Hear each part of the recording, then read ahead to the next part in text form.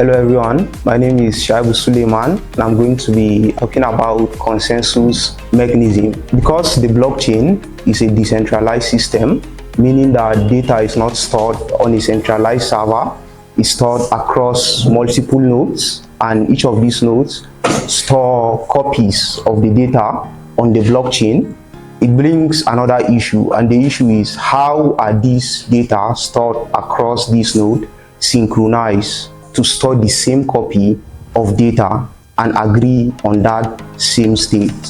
That is what brings us to consensus mechanisms. In Ethereum, we have two consensus mechanisms. The first one is proof of work, and the second one is proof of stake. So let's talk about proof of work for a bit. Now, in proof of work, we have people called miners. And what these miners actually do is they compete to propose a new block on the chain. So what actually happens in proposing the new block in the chain is finding the right nonce that will give the correct block hash for the block before it's included in the chain. So these miners compete to find the right nonce that when it's computed is going to give the right hash. Because remember that the blockchain is just like a chain of blocks. So because of this competition that miners had, there was a problem with the consumption of electricity. There wasn't efficiency in power management and all that. And that was what led us to proof of stake.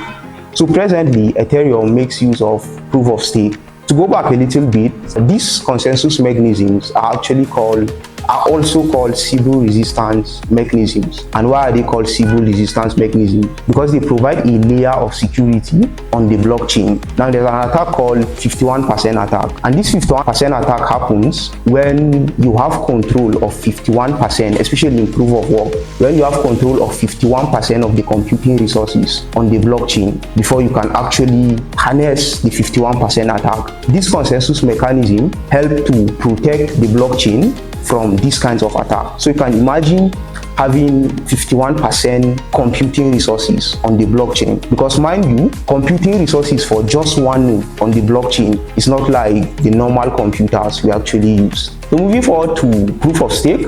In proof of stake, we said no, we are no longer having miners, we are no longer competing to propose block. So validators were introduced. Now, how do validators operate in the proof of stake? Validators stake 32 ETH on the system before they can actually become validators, and they run 3 clients. The first client is the execution client, the consensus client, and the validator client. Now when they stake that 32 ETH, a node is selected at random to propose a new block on the blockchain.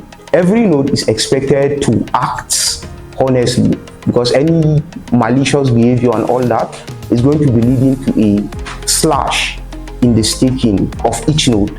So that layer of security or operation incentivizes or encourages these nodes to act and behave honestly on the blockchain. For both proof of work and proof of stake, when a node proposes a new block, there's always a reward that is given to that node for proposing that new block. That's a little bit about consensus mechanisms. Earlier I talked about nonce. There are actually different nonce on the blockchain. I mentioned the block nonce today, but there's also the transaction nonce.